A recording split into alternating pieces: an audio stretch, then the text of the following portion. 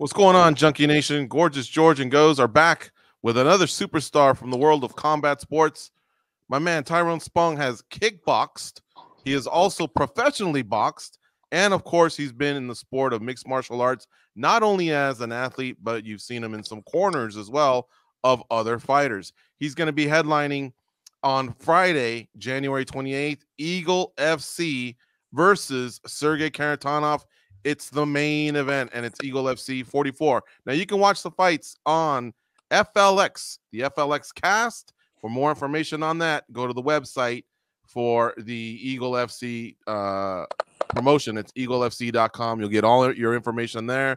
Welcome, Tyrone. How are you? I'm good, thank you.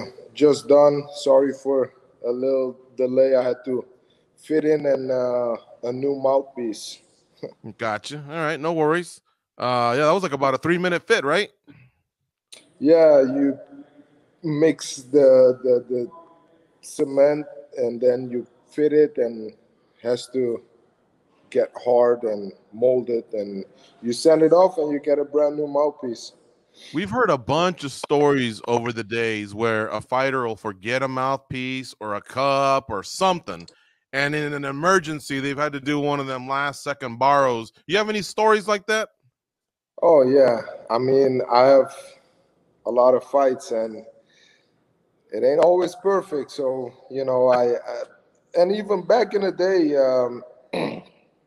I used to go to an event and one of the fights would get canceled last minute, and I would jump up and say, "Hey, I'll fight." Call my coach like, "Hey, I'm at this event. You want to drive up? I got to fight." And he's like, "Okay, let's do it." That's how it went back in the day. Wow. How did you do it in most of those fights where you took a fight the night of?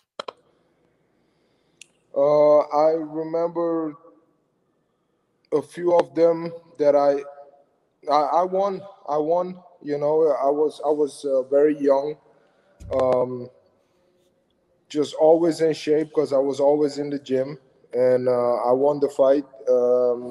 One of the last ones, I had my mouthpiece because I would go to events with my mouthpiece in my pocket and be Yeah. like, "Yo, I'm good to go. Just borrow a cup and fight." All right. Well, so let me ask you, Tyrone. You had a retirement at one point, but you've been back competing in boxing. I've seen that, and now you're going to be competing in MMA after a while. Can you explain, I guess, the comeback in MMA? Is it a separate itch that you wanted to scratch that's different from boxing, or did you just know all along you weren't done in MMA? No, it's I never retired from combat sports. Even when I had the injury, I just had my recovery time. I think I did it pretty fast, and then I started competing in boxing, and that was just because the offer that Glory came back to me with was not something that I was interested in. Um, then I focused on boxing. Became champion in boxing, regional champion. I won the WBO and the WBC titles. And Then COVID happened. And this opportunity came about. I mean, I'm good friends with Khabib, and obviously Ali is doing my management and business side. So this opportunity came. They're going to make their US debut with their fight promotion, and I think it's a good fight. It's a challenge. Um, I don't even know when my last MMA fight was, but it's a while ago, and then to come back against a guy like Kharitonov, who's very durable, big guy. So that's something that is a challenge to me. He doesn't give up. He doesn't get put away easily. So that's a challenge to me, and the size difference. Well, I happen to remember your last fight because I was actually there in person. It was in California against Angel Deanda. I remember when Deanda walked out, I go, oh man, he's gonna get murdered. He was tough. I got to give him his respect. He was tough, but of course you won that night. And wow, I think we're pushing 7.5, 8 years there. What have you missed about MMA, competing in MMA? Shit. Now that I'm training so much for an MMA fight and preparing, nothing. Nothing. But I mean, it's rough, but I like it.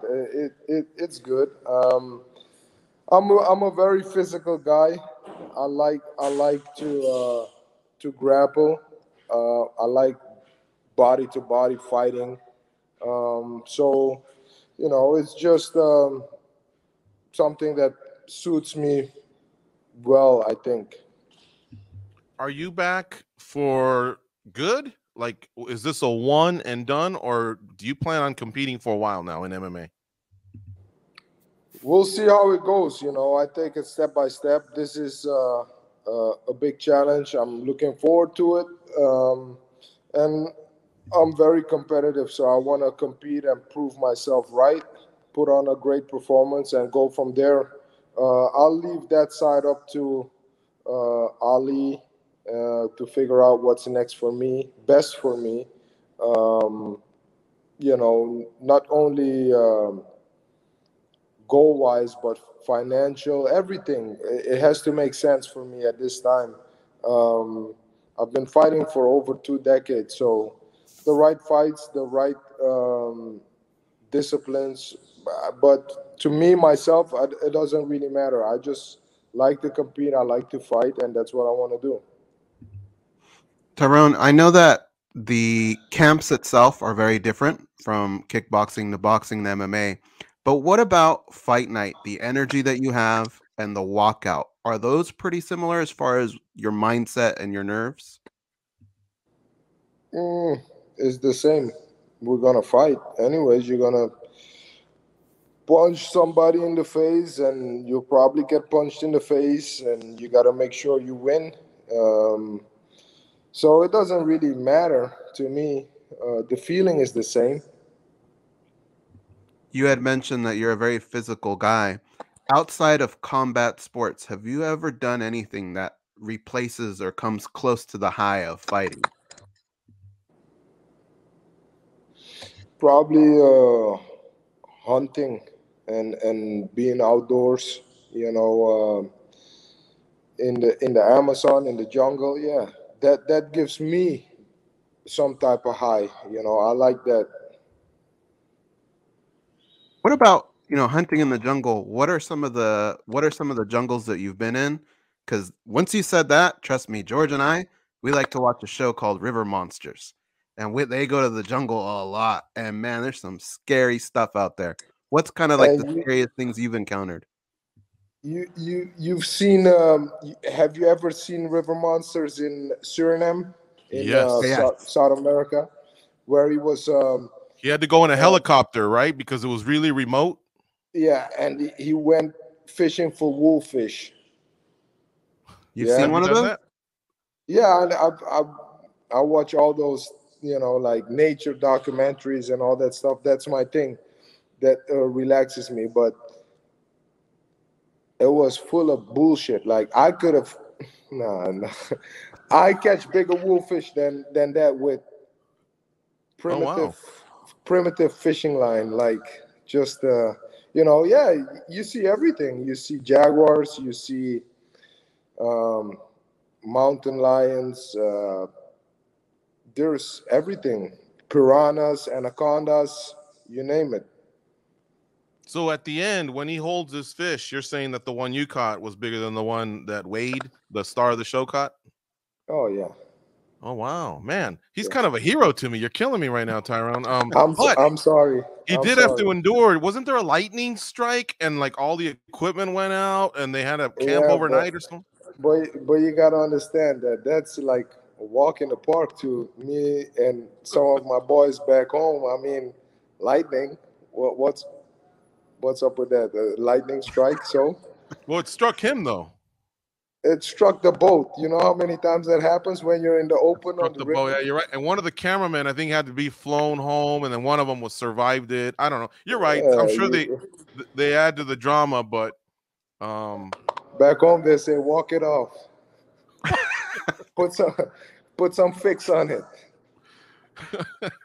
what other ones have you caught? Have you done have you even messed with an anaconda or eel or any of those other river monsters? I got how do you say that in proper English? I got struck by a electric eel. Ooh, wow. Through the like that's why we go with wooden boats, because if you go with an aluminum boat and they get close to you, they're so powerful they could hit the boat and you get hit too. You know, so I've caught piranhas, I've caught wolffish, very big peacock bass, catfish, stingrays, you name it. So everything that's in the river there, I've caught. You're undefeated in MMA. You're undefeated in boxing, but the river monsters, one of them got you. You said the eel got you.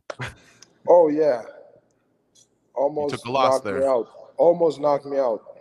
Wow. Where did he get you? What part of the body? On my leg,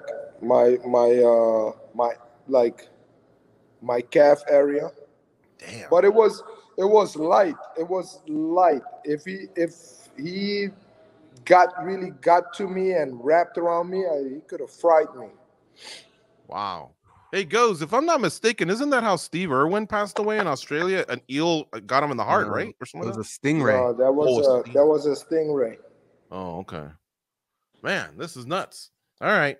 Well, let's get back to MMA. I just got a couple more questions. We really appreciate your time. You have a great quote on your Instagram. You just don't want to die without any scars. And I found it interesting, and I'll tell you why. Because when we ask fighters, hey, you want a long, drawn-out fight, a classic, that everyone's talking about, fight of the night, blah, blah, blah, or you want to get in there quick, do work, and get out. And they go, of course, I just want to get in there and do work, get out. They don't pay me by the hour or whatever. But when I read that quote, to me, it sounded like you want to be in there for a little while, maybe taste your own blood and take a scar home. Am I reading that right, or? You're not reading it wrong. It's more about me daring to be great, taking risk. Even now, people shocked, like you've seen that guy, he's a fucking polar bear. Yeah, I know. That's a challenge to me, fighting somebody or me going on and cutting a crazy amount of weight just to have an advantage over my opponent. No, I'd rather be in a little disadvantage. That's how I challenge myself. Let's see how I overcome this size difference and everything. I believe in my skills. I believe in my speed. I believe in my power. But you got to try to make it even. And if I get scarred, I get scarred. I don't want to die without any scars, because that would mean that I haven't taken risk, haven't lived my life to the fullest. Are you going to die without any cauliflower ears? Have you built up any cauliflower from the wrestling? Shit, that's one thing I hope I don't get. That shit is nah. Nah, I got enough scars. Gotcha. All right. So then lastly, it was great to hear from you that your rehab from the leg injury actually went well and it went quick. So that kind of answers the question, but I'll leave it to you to answer the question. When you did take the time off to come back, it didn't have anything to do with the leg or a mental, any sort of a mental block towards competing again. I mean, it sounds like you were happy with the recovery. You're ready to go. I'm sure you've been leg kicking all the time in the last few years. No, the thing, so it's how long ago now? 7-8 years ago that I broke my leg, but I got my surgery, and I think 40 hours after the surgery, I was walking. It wasn't pretty. It was not easy. It was very painful, but I was pushing myself mentally just to take steps and walk and walk. I started my rehab, and I think 3 weeks after being in rehab, I got bored. I was frustrated. I could feel a little depression kicking in. So what did I do? I took a flight to Suriname. I went to the jungle and I started walking in the river. I walked in the jungle. I fished, um, and that's where I stayed for probably a month.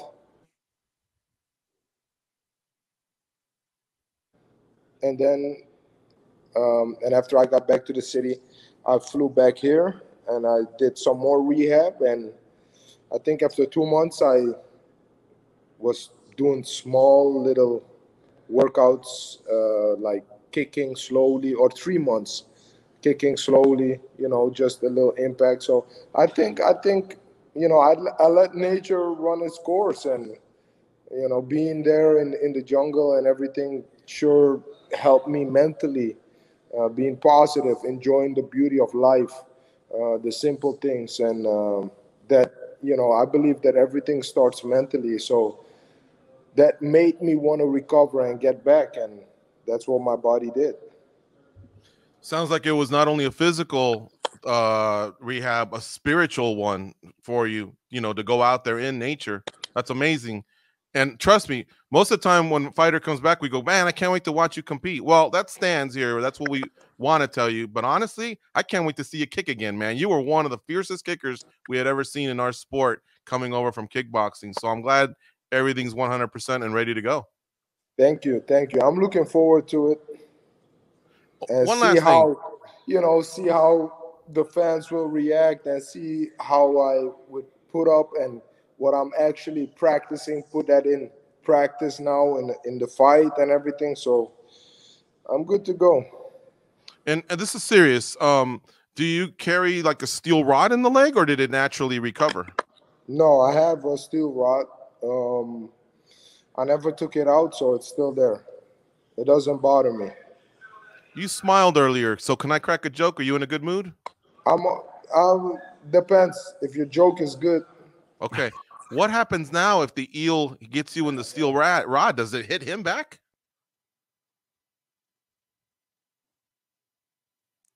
Oh, I think you got a call. Oh, No, I'm here.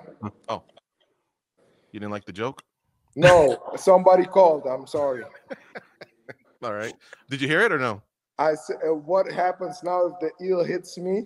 Yeah, and the steel rod leg. Is it payback? Does it reflect back to him, or? Hell no, he probably fries me quicker now. But if the eel hits me, it's getting smoked, and I'm eating him. Nice. Don't do that anymore, man. Just stay in the boat. Come on, we need you. We need you competing. Don't step foot in the river, man. It's crazy. Man, I gotta show you guys. I gotta actually record some footage of me being there, because there's some spots that I go to that not many people have been to ever. It's so remote, and yeah, it has some risk, but I mean, everything worth having, you got to risk it a little bit, and I love it. Take Michael Johnson. I want to see what his reaction will be if a crocodile, if a what are they called, a jacare or an anaconda. I want to see his reaction. I don't know. My MJ is he's from the country, but this is different. There's a difference between the country and the absolute jungle. I believe you. All right, my man. Thank you so much. We really look forward to you headlining the Eagle FC 44 card that's coming up on January 28th. Folks, you can catch it on the LFX app. Go to eaglefc.com so you can get that direct download. And, of course, he'll be fighting Sergei Kharitonov. It's the return of Tyrone Spong, the king of the ring. Thank you, as always, for your time. It's been a great catch-up with us. All right, guys, and thank you. And also my big brother, you can see him in the back, Sugar Rashad. Mm-hmm. He's going to be fighting there. So I'm excited, and I hope you all tune in. It's going to be We talked to him. We talked to him a few days ago, and he was excited to share the card with you, and he's excited to be back. So this is great. We're definitely gonna tune in. Same here. All right. Thank you, guys. Take care. We'll see you. Thank you. Bye-bye.